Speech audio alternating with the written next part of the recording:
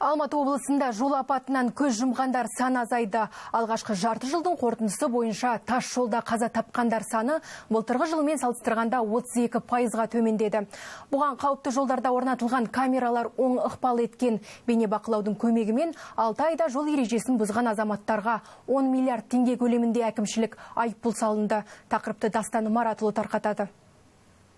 Жыл басынан бері өңірде 1000-жарымнан астам жол көлік оқиғасы тіркелген. Мамандар статистиканың өткен жылмен салыстырғанда сәлде болса төмендегенін айтады. Жол қауіпсіздігі мәселесі өзекті болып қала бергенмен, жүргізіліп жатқан профилактикалық жұмыстар оң нәтижесін беруде.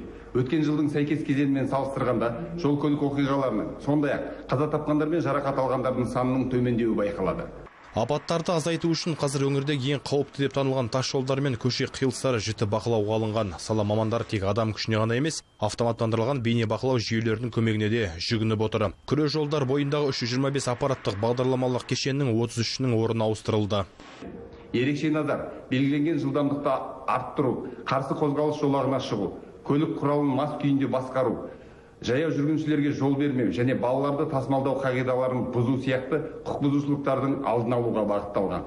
Статистика көрсеткендей, қайғылы оқиғалардың басым бөлігіне жылдамдықты шамадан тыс асыру, қарсы бағытқа шығу және рөлге мас күйінде отыру себеп болады екен. Мамандар тек тексеріс пен айыппұл мәселені шеше алмайды. Бастысы көлік тізгіндеген әрбір жүргізуші мен жолдан өткен жаяу жүргіншінің ішкі жауапкершілігі мен мәдениеті алдыңғы орынға шығуы тиіс дейді. Дастан Маратұлы, Құттықбай, Қонаев медиа.